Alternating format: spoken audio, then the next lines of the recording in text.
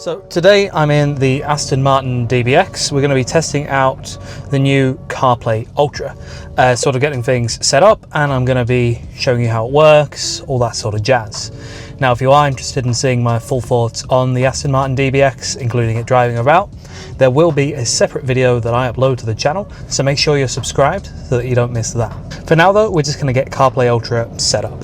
So on the Aston Martin, you go to connecting a device. Oh, sorry, I've just triggered its voice command assistant by saying the name of the car.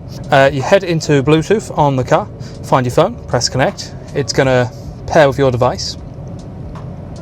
It's thanking me for my patience, that's very nice. Codes are the same, pair, we're all good there.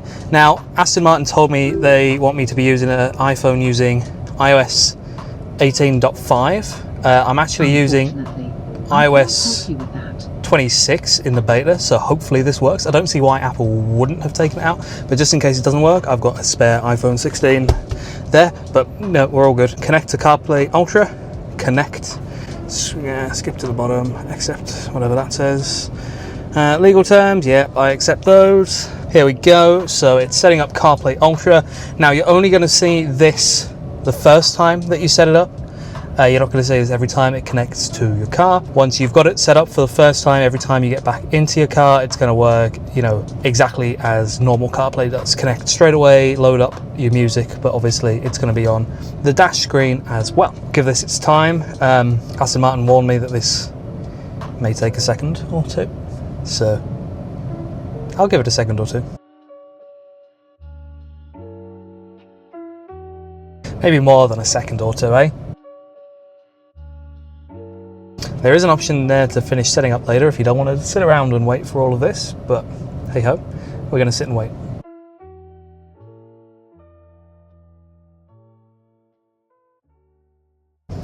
Any day now, hopefully.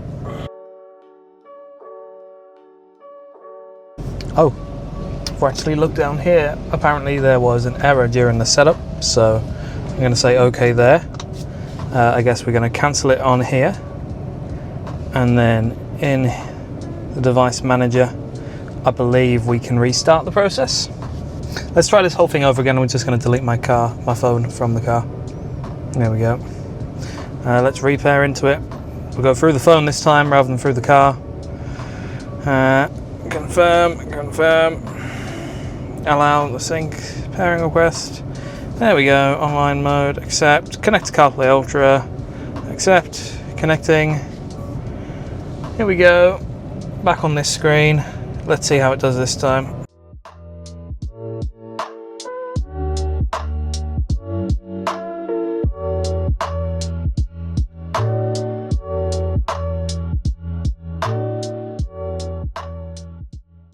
I mean, now it's unclear if these troubles I'm having are because I'm running the iOS 26 beta rather than 18.5. That is a potential.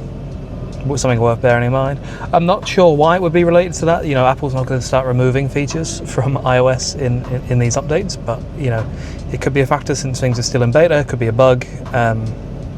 Let's just see what happens this time.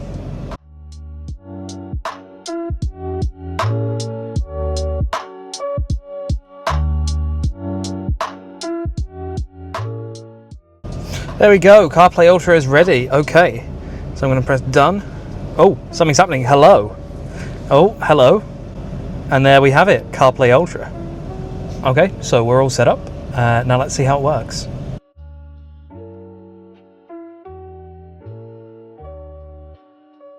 Okay, so now we've come to somewhere a little bit more interesting to take a bit of a deeper dive look into CarPlay Ultra. So right here on the main display, it's going to look pretty familiar to what you're used to, but you're going to notice a few extra apps. This vehicle app here is how you get into control the car's settings. So right here, you can go and switch all of your driving mode settings. So you can change the steering, the exhaust sound in the DBX. I'll have to say the Sport Plus exhaust noise is phenomenal, as well as your driving settings. There's plenty more you can change in here as well. You can change your audio settings. So right here you can toggle on surround sound, for example.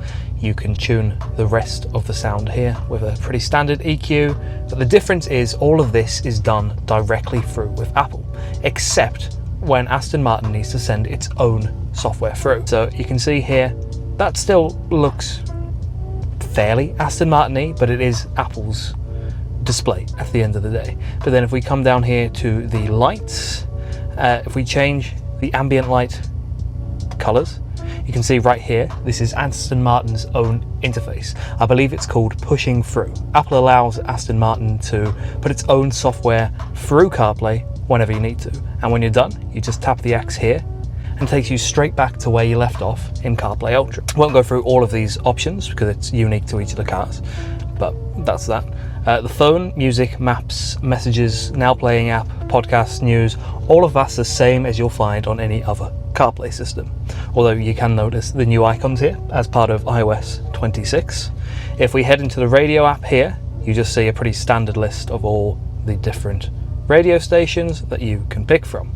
Of course, you won't have seen this before because this is all done through your car, but now, thanks to CarPlay Ultra, it's here.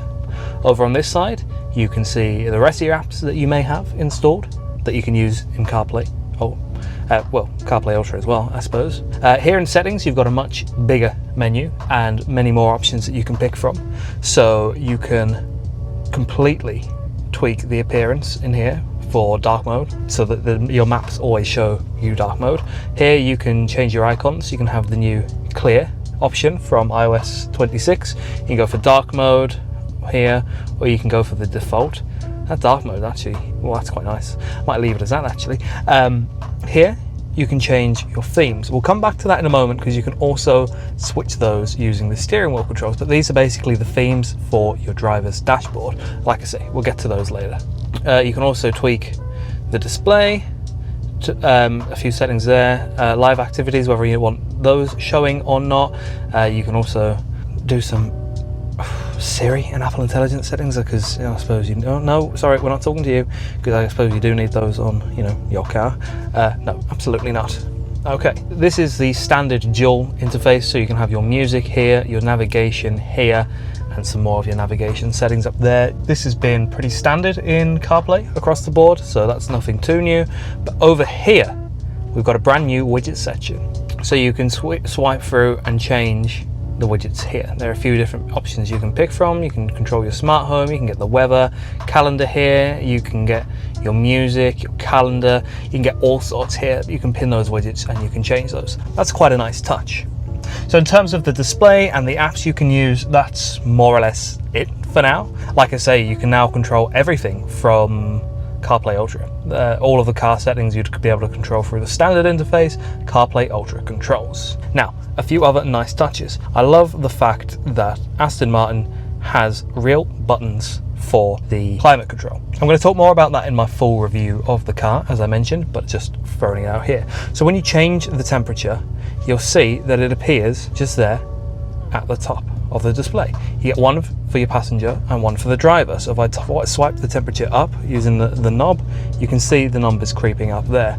Same if I go down. You can also, hopefully you can't hear it too loudly, but hear the temperature start to change. Same with the fan speed. If I use the scroll wheel here to put the fan speed up, there's a nice little animation there of the fan creeping up. We'll turn that back down so it doesn't destroy the microphone quality, although that does feel absolutely lovely. Now, the next big upgrade that's exclusive to CarPlay Ultra in iOS 26 is going to be your volume controls. So normally if you've got CarPlay set up and you use your volume scroll wheel here on the wheel or the one in the center console, you're going to see your car maker's interface for the volume. And normally it's pretty simple, just a bar at the bottom with a plus and a minus and a line that gets colored in along the way. But because we're using CarPlay Ultra, you actually see the iOS 26 volume indicator instead. So let's definitely pause that because we don't want any copyright strikes. So you can see the liquid glass look there, so you can sort of see through it, you can see how it distorts whatever's behind it, and I think that that's absolutely stunning. Now if you talk to Siri, the one time I did want to trigger the assistant by using its call work and it didn't work.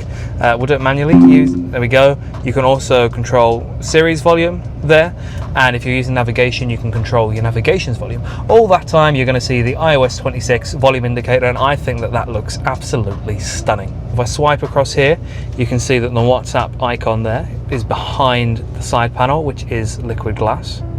That's absolutely lovely. When you get notifications, they now appear at the bottom of the display rather than taking up the full screen as a little round icon. The same thing happens when you're getting a phone call. You can just tap the accept or decline button there rather than having it take over the entire interface. There you go, there's a good example of the notification sign. It's one of the smart new features, so it's suggesting I open Google Maps because it wants to navigate me home. You can see buttons throughout the entire interface also take on the liquid glass theming from iOS 26, and I think they're most of the new changes. Please excuse the miserable weather. Now we're going to turn our attention to here, the driver's dashboard. So this is also completely controlled by Apple CarPlay.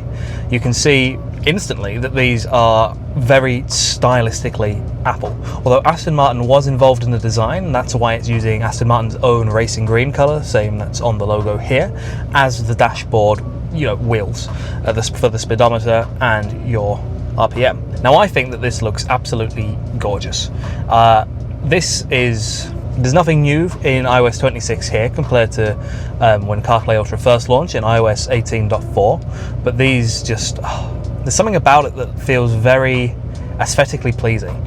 I'll show you what it looks like without CarPlay Ultra at the end, because I'll disconnect my phone and switch that off, but for now we'll go through the different options. So as I mentioned, you can pick a few different standard displays on the dashboard. Now for each car manufacturer, these are going to be different. Like I said, Aston Martin was very involved in the design with Apple, so there are a few presets that you can pick from. You can customize them, of course, but for now there are a few, I think it's 6 or 7 presets. Now in other manufacturers, if there's a display over here or one in the rear, CarPlay Ultra will also control them. But since the Aston Martin DBX only has a center display and a driver's dashboard, they're the only places you're going to find it in this particular vehicle. So if I swipe up on the scroll wheel, I suppose it's a touch wheel really, you can see your different widget options. So right there, this is another great example of Aston Martin's own interface punching through. That's not very Apple-ish. That is completely designed by Aston Martin. You would get that option if you weren't using CarPlay Ultra at all. It's basically showing you what's in front of the car and how far away it is. I believe it's designed for other vehicles on the road and potentially even road signs or hazards, but I've not really used that much. If we keep going through, you can see your stats for each journey. So since I got in the car, that's how far I've driven to come to a bit of a more scenic spot, even though it's started raining now. You can also get your tyre pressures. That one is part of Apple's interface. You can see Apple's font there for each of the tyre readings. You can get your media in the middle, and then of course a map. Now we'll go through a few of the different themes. So we can have this one, which is a lot more simplistic. I'd say the colours, the style, the shaping, it's very Apple, it's very modern, but it doesn't feel too in your face. Again, you can change your widgets across all of these. So you can see your engine temperature here. That little indicator there is saying that I've got the sports suspension on. That would be my speed. That would also be the revs. I can also see the drive mode. And there is the miles remaining in the fuel tank. You've also got your standard indicator lights here, so that you can see the handbrake is on. You can see that I'm not wearing my seatbelt. That's because we're stopped. And you can see that I've got driver assistance features off. So all of this, so they are all on as standard. You've also got the temperature up there. For the next one, this is very, very different. I can't say I've ever seen anything like this in a motor vehicle other than perhaps a Tesla. The minimalism feels almost Tesla-ish, actually. So you'd see here, that line would fill up for your speed as well as the number changing. That line there is your mile gauge. You can see your rev counter up there and your engine temperature down there. Over on the next one, things look very familiar. You can see there's a little bit of a background to this. It sort of looks like rolling hills, but it's all done in outlines and very thin lines. It looks quite nice, and this is a much more sporty feel with the orange against the black. Again, very, very Apple. Over on the next one, this one's a bit more simplistic. Again, it's got a bit more of a sporty feel with the colors. You can see there's a bit of a gradient. It starts sort of an orangey red at the back, it goes up to black. Quite like that one. And over here you've got what could be one of the most useful options if you're somewhere where you don't know where you are. The bulk of the driver's dashboard is taken up by your map. Now, one little quirk, and this is throughout all of CarPlay, not just CarPlay Ultra. For example, the Polestar 3, you can watch the video for that if you click the card just above. Polestar 3 let you use Apple CarPlay navigation here on the driver dashboard, although it didn't take over the whole thing. But it only works with Apple Maps. If you're using Google Maps, it's not going to work, even if you've got navigation set. That is a bit of a quirk of mine because I prefer using Google Maps over Apple Maps, but it's not the be all and end all, just something to notice. I guess if you've got your navigation here, and on here you can see a closer view of an upcoming road, it could still be helpful and you could make it work. Now we'll go back to the first option, because that's my personal preference, and then we'll go through some of the customization options that you have. Oh, that's cool. I just paged through the whole menu when I didn't need to. So if on here we go to settings, oh dear. Bit buggy. Well, I guess this is the joys of using beta software on your phone, right? If we go down here to themes, tap on that one, we can customize it. So there are a few different options we can pick from. So instead of the greenish, yellowish hue that's here, we can opt for red. That's a bit more sporty. You can go for the orange and black, which is on one of the other ones, which I also think is quite sporty. There's, ooh, yellow and blue. That's interesting. Or you can go pink if you're feeling, if that's your sort of color, then go for it. You can also apparently change the wallpapers. So you can go for that typography. Yes, that's sort of one I was telling you about with the lines. You can set that as the wallpaper. There's the landscape there, which matches the color behind it. You can go for the gradient, or you can go for a solid color. So let's just set the gradient, and then we'll go back to green, and then that looks quite nice. That's completely customized to me, so I can press the tick to set it. This one, also customizable. You can go pretty crazy with this one. You can go completely multicolored, so each one of the bars is a different color, or you can pick through the same preset color options as before. We'll put that back to its original. We don't want to mess around with that one too much, and we'll leave it there. But I've got to be honest, this is perhaps my favorite one. Maybe it's because of the Aston Martin influence mixed with Apple's own design. That has got to be my favorite. Okay, so now, like I said, we're going to disconnect from CarPlay Ultra. Let's just switch off Bluetooth. That'll kill CarPlay Ultra in a second.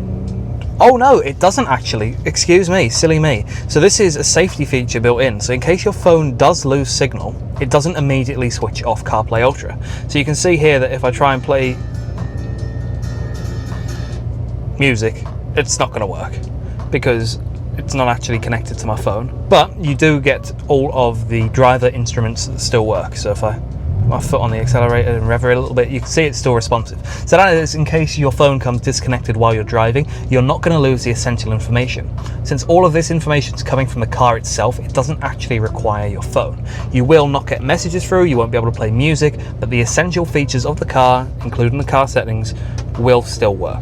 Excellent touch. So now we've got out of this fully. You can see worst case scenario, my phone's in airplane mode in case it went completely disconnected.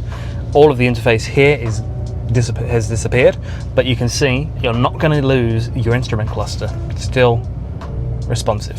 See, that would be very dangerous if that just disappeared, even for a few seconds, to switch back to Aston Martin's own interface. So if you wait for a few seconds, it will reconnect by itself. You can also go through the car settings manually and do it. That just about sums up CarPlay Ultra in iOS 26. Honestly, I'm a big fan of CarPlay Ultra. I was since the first time that I used it in iOS 18.4, and now in iOS 26, I feel that the touches in the software really bring things together. It makes things feel very cohesive with your phone, especially now that liquid glass is a thing, and honestly, it just looks so fantastic. For some reason, lots of automakers no longer want to partner with Apple on this because they don't want to give up control of their own software, and I cannot fathom why. This is such a better experience than most in-car software, which is notoriously bad. And I've got to be honest, from a data standpoint, I'm not sure what car manufacturers stand to gain from using their own software. There are no great data insights that they collect, so I'm not sure what they'd be missing out on. I, for one, really hope that CarPlay Ultra starts to roll out to even more vehicles on the road. As I've mentioned a couple of times throughout this video,